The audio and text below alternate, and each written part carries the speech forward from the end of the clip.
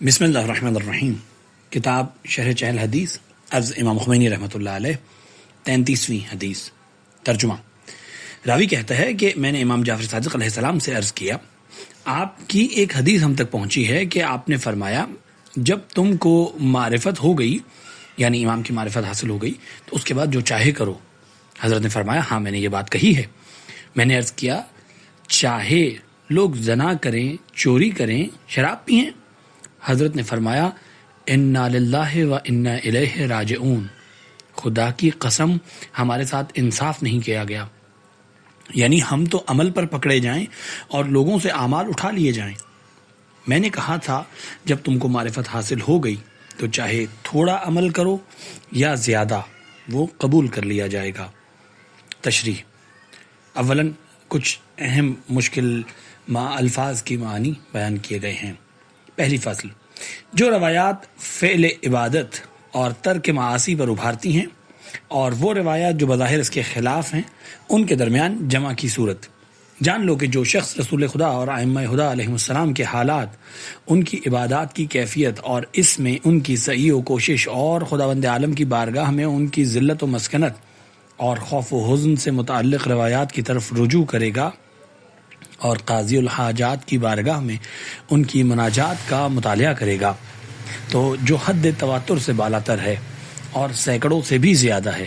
اسی طرح رسول خدا اور نے امام علی علیہ السلام کو اور ائمہ علیہ السلام نے ایک دوسرے کو جو وصیتیں کی ہیں، ان کی طرف جو شخص رجوع کرے گا اور ان وصیتوں کو دیکھے گا جو ائمہ علیہ السلام نے اپنے خالصیوں اور خاص دوستوں کو فرمائی ہیں، اور ان تاکیدوں کو ملاحظہ کرے گا جو ان حضرات نے کی ہیں اور خدا کی معصیت سے روکا ہے، جس سے اصول و فروع کی کتابیں بھری پڑی ہیں، تو اس کو یقین ہو جائے گا کہ جو روایات بظاہر ان احادیثوں کی مخالفت میں ہیں، ان کی ظاہر مراد نہیں ہے۔ لہذا اگر ان روایات کی ایسی تعویل ممکن ہو، احادیث قطعیہ صریحہ کی مخالفت نہ ہو جو ضروریات دین سے بھی ہیں، تو ہم ویسی تعویل کریں گے، یا اگر جمع ممکن ہو تو جمع عرفی کریں گے، ورنہ ان روایات کے علم کو ان کے قائل کی طرف لوٹا دیں گے۔ سردست میں اس کتاب میں ان روایات کے 10ویں کا 10واں حصہ بھی نہیں بیان کر سکتا، نہ ان کی جمع کی صورت کا ذکر کر سکتا ہوں، تاہم دونوں طرف کی بعض روایتوں کو ذکر کروں گا تاکہ حقیقت حال معلوم ہو سکے۔ کافی میں امام جعفر صادق علیہ السلام سے مروی ہے، ہمارے شیعہ وہ ہیں جو حزن و اندوہ والے اور شدت حزن و عبادت سے کمزور جسم والے ہیں، اور وہ ایسے ہیں کہ جب رات کی تاریکی چھا جاتی ہے تو اس کا استقبال حزن کے ساتھ کرتے ہیں۔ اس طرح کی علامات شیعہ کو بیان کرنے والی روایات بہت زیادہ ہیں۔ کافی ہی میں امام جعفر صادق علیہ السلام سے مروی ہے کہ آپ نے مفضل سے فرمایا پست قسم کے لوگوں سے بچو۔ امام علی علیہ السلام کے شیعہ وہی ہیں جن کے شکم و شرمگاہ حرام سے آلودہ نہ ہوں، جہاد میں شدید ہوں، اپنے خالق کے لیے عمل کرتے ہوں، اس کے ثواب کی امید رکھتے ہوں، اس کے عقاب سے ڈرتے ہوں۔ اگر ایسے لوگوں کو دیکھو تو یہ حضرات جعفر صادق علیہ السلام کے شیعہ ہیں۔ شیخ الطائفہ طوسی کی امالی میں امام رضا علیہ السلام کے واسطے سے امام محمد باقر علیہ السلام سے منقول ہے کہ آپ نے خثیمہ سے فرمایا ہمارے شیعوں کو بتا دو ہم خدا سے بے نیاز نہیں ہیں، ہمارے شیعوں کو یہ خبر بھی دے دو کہ خدا کے پاس جو چیزیں ہیں وہ بغیر عمل کے نہیں مل سکتی۔ یہ بھی ہمارے شیعوں سے کہہ دو کہ قیامت کے دن سب سے زیادہ حسرت و افسوس اس کو ہوگا جو عدل و انصاف کی توصیف کرے اور اس کی عملاً مخالفت کرے، اس کو چھوڑ کر کسی اور صفت کو اپنا لے۔ یہ بھی خبر دے دو کہ اگر انہوں نے حکم خدا پر عمل کیا تو قیامت کے دن وہی کامیاب ہوں گے۔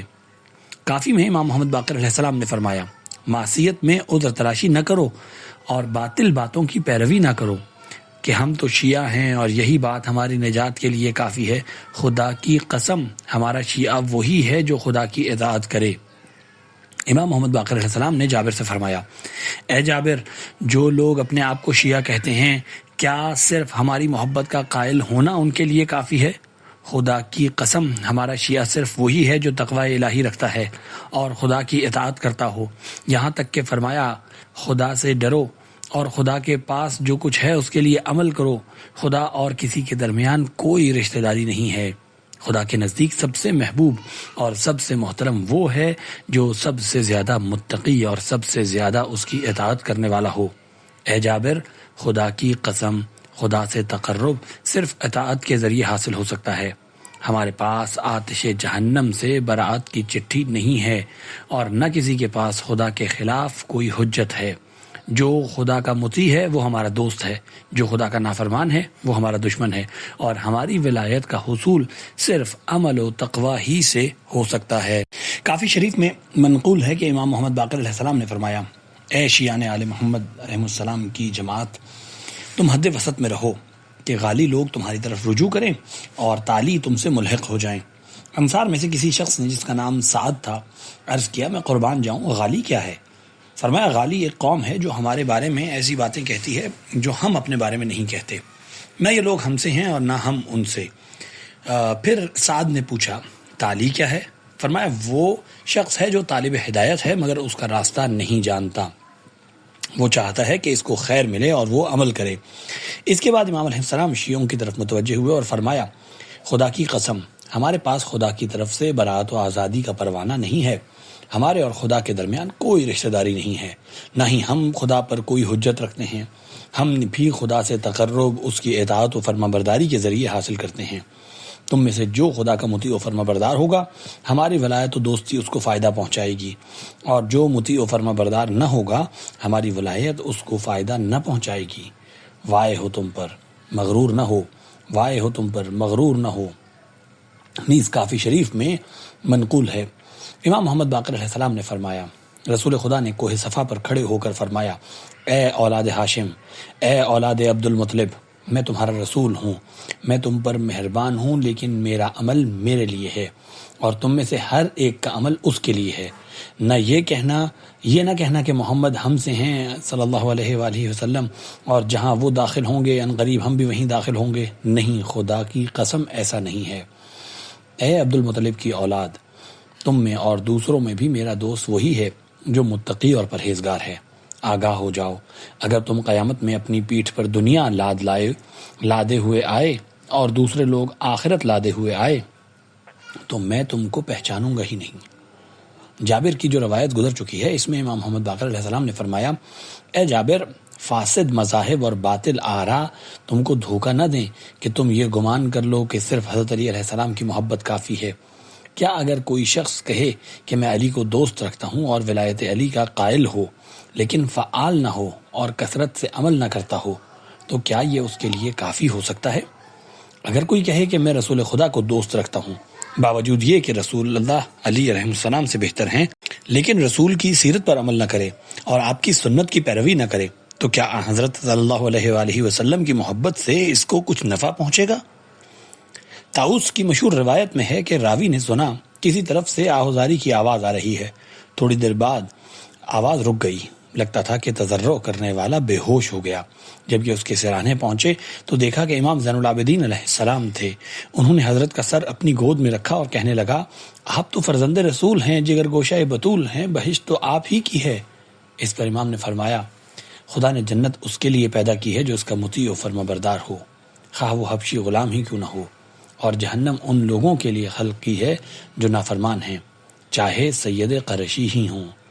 یہ وہ چند صریح اور واضح احادیث شریفہ ہیں جو بتاتی ہیں کہ ہم اہل دنیا جو جھوٹی امید رکھتے ہیں وہ غلط اور باطل اور شیطانی خواہشات ہیں اور عقل و نقل کے مخالف ہیں۔ قرآن کی آیات شریفہ اس کے علاوہ ہیں۔ مثلا خداوند عالم کا ارشاد ہے، اعوذ باللہ من الشیطان الرجیم، بسم اللہ الرحمن الرحیم، کل نفس بما کسبت رہینہ ومثل قول تعالی فمن یعمل مثقال ذرۃ خیر یرا ومن یعمل مثقال ذرۃ شر یرا، اور اسی طرح لہا ما کسبت وعلیہا ما اکتسبت۔ اس کے علاوہ دیگر آیات شریفہ جو تقریباً قرآن کے ہر صفحے پر موجود ہیں اور ان میں تعمیل و تصرف خلاف ضرورت ہے۔ ان احادیث کے مقابلے میں دوسری احادیث بھی ہیں، وہ بھی معتبر کتابوں میں مذکور ہیں، لیکن نوعاً جمع عرفی صحیح رکھتی ہیں۔ اگر جمع پسند نہ ہو اور تعویل کے بھی قائل نہ ہو تو پھر چونکہ یہ تمام صحیح اور صریح اور متواتر احادیث ہیں جو ظواہر قرآن و نصوص فرقان و عقل سلیم و ضرورت مسلمین کے تحت ان کی تائید ہوتی ہے، اس لیے ان کا مقابلہ نہیں کیا جا سکتا۔ ان میں سے ایک روایت وہ ہے جسے شیخ کلینی نے روایت کی ہے۔ امام جعفر صادق علیہ السلام نے فرمایا، ایمان کے ساتھ کوئی بھی عمل مضر نہیں ہے، جیسے کفر کے ساتھ کوئی بھی عمل فائدہ مند نہیں ہے۔ اسی مضمون کی چند اور احادیث منقول ہیں۔ محدث جلیل علامہ مجلسی نے اس قسم کی روایات میں حمل کیا ہے کہ یہاں ضرر سے مراد جہنم میں دخول یا آتش دوزخ میں ہمیشہ باقی رہنا ہے، اور اگر جہنم میں دخول مراد لیا جائے تو یہ برزخ اور مواقف قیامت میں ہونے والے دیگر عذابوں کے منافی نہیں ہے۔ مصنف کا خیال ہے کہ ان روایات کو اس بات پر حمل کیا جا سکتا ہے کہ ان کا مطلب ہے کہ ایمان دل کو اتنا منور کر دیتا ہے کہ بالفرض اگر کبھی انسان سے گناہ یا خطا سرزد ہو جائے تو اس نور اور ملکہ ایمان کی وجہ سے انسان فوراً توبہ کر کے خدا کی طرف رجوع کر لیتا ہے، اور خدا روز قیامت پر ایمان لانے والا اپنے عمل کو روز حساب پر نہیں اٹھا رکھتا۔ بس ان روایات کا مطلب ایمان سے تمسک اور اس پر بقا کے جذبے کو اجاگر کرنا ہے۔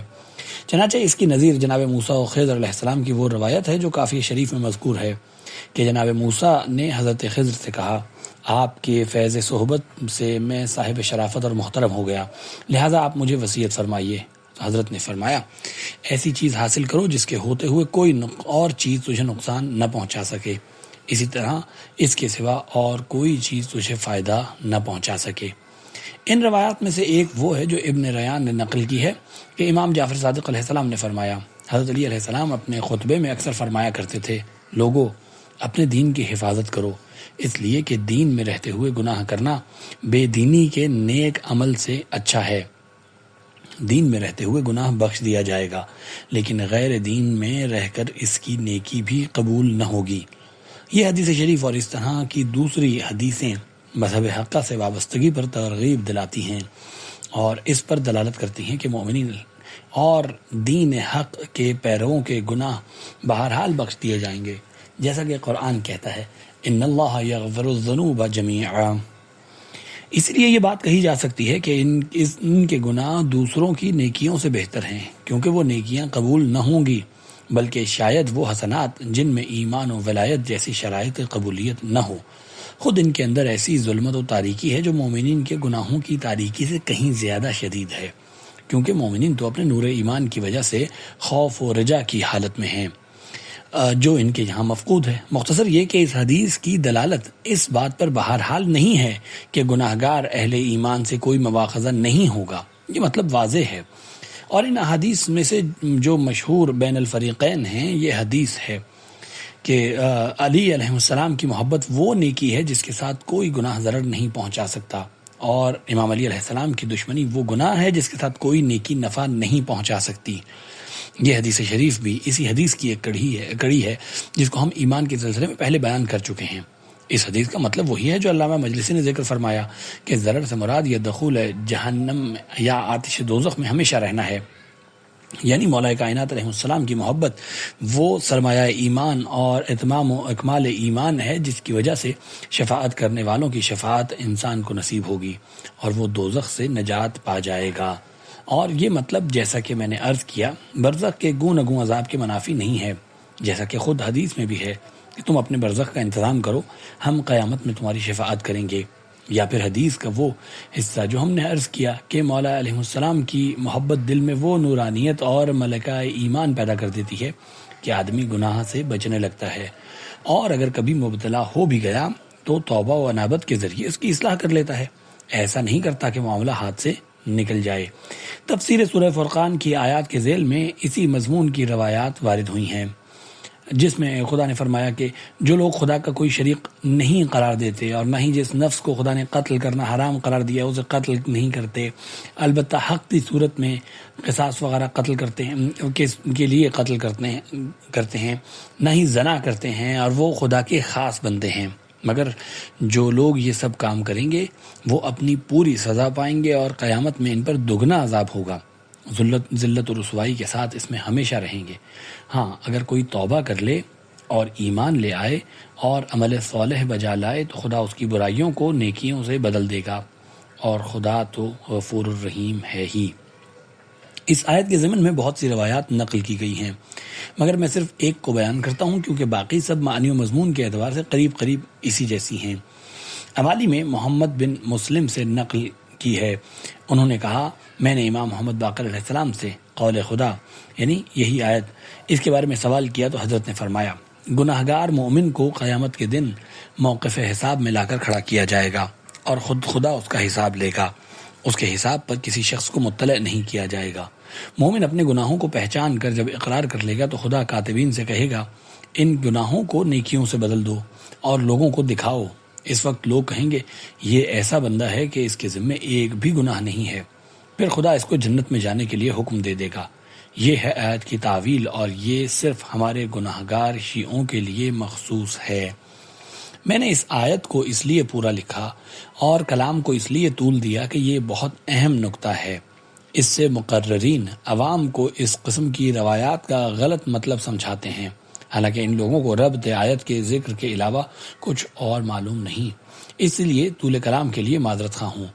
جو شخص بھی آیت کی ابتدا اور انتہا کو غور سے پڑھے گا وہ سمجھ لے گا کہ ہر شخص مطلقاً اپنے اعمال میں گرفتار ہے، اپنی برائیوں کے بارے میں جواب دہ ہے۔ صرف وہ شخص جو ایمان لایا اور توبہ کی اور عمل صالح بجا لایا، یعنی یہ تین باتیں اس میں جمع ہو گئیں، وہ کامیاب اور الطاف الہی کا مستحق اور خدا کے نزدیک محترم ہے۔ اس کے سارے گناہ نیکیوں میں بدل جائیں گے۔ امام باقر علیہ السلام نے بھی یہی تعویل فرمائی ہے۔ ایسے ہی اشخاص کا موقف و حساب اس ترتیب سے ہے، کیونکہ امام علی علیہ السلام اور ان کی معصوم اولاد کی ولایت کے بغیر ایمان حاصل ہو ہی نہیں سکتا۔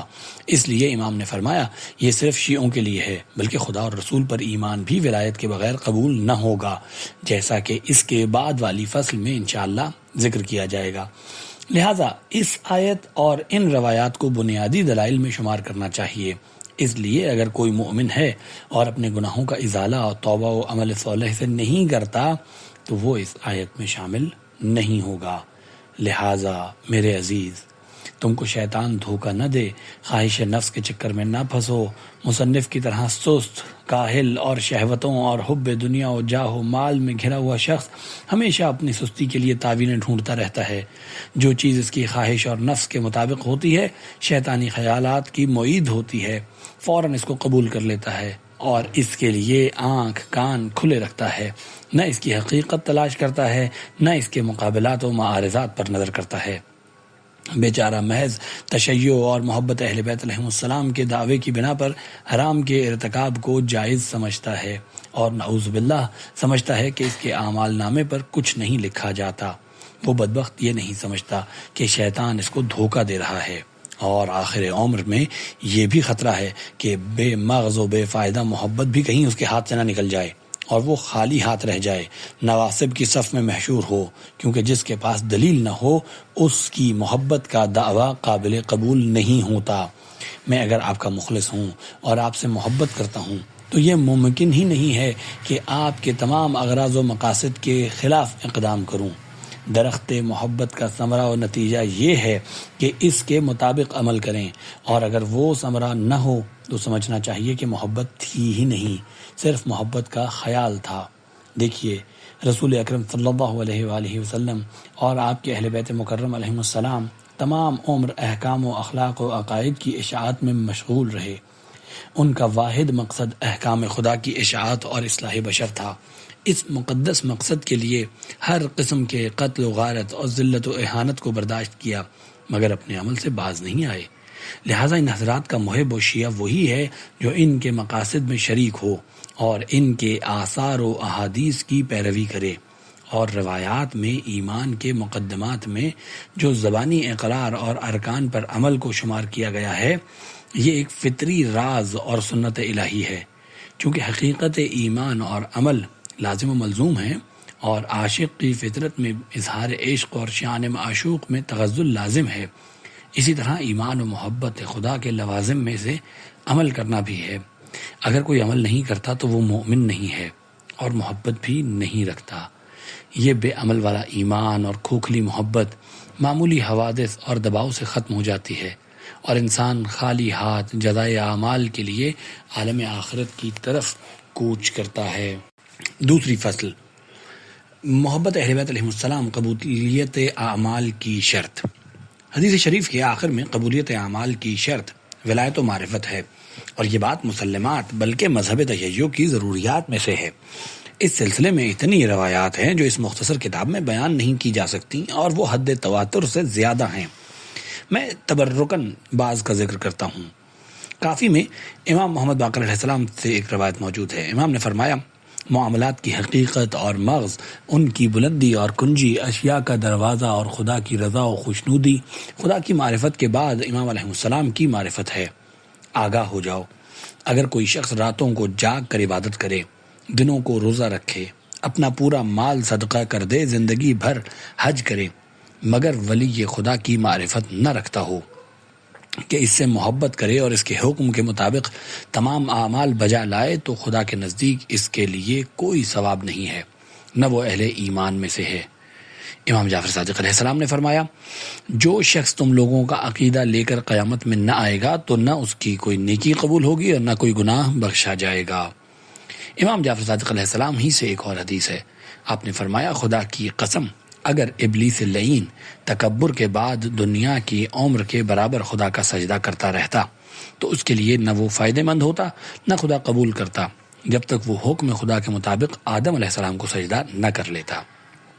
اسی طرح یہ امت گناہگار اور فتنہ پرور اپنے اس امام کو ترک کرنے کے بعد، جس کو نبی نے ان کے لیے معین کیا تھا، ایسی ہی ہو گئی کہ جب تک خدا کے سامنے اس حالت میں نہیں آئیں گی جس کا خدا نے حکم دیا ہے، اور اس امام کی ولایت کو تسلیم نہیں کرے گی جس کی ولایت کا خدا نے حکم دیا ہے، جب تک اس دروازے سے داخل نہ ہوگی جس کو خدا اور رسول نے ان کے لیے کھولا ہے، جب تک وہاں نہ آئے گی جہاں آنے کا حکم دیا گیا ہے، نہ خدا ان کے اعمال کو قبول کرے گا نہ ان کی نیکیاں بلند کرے گا۔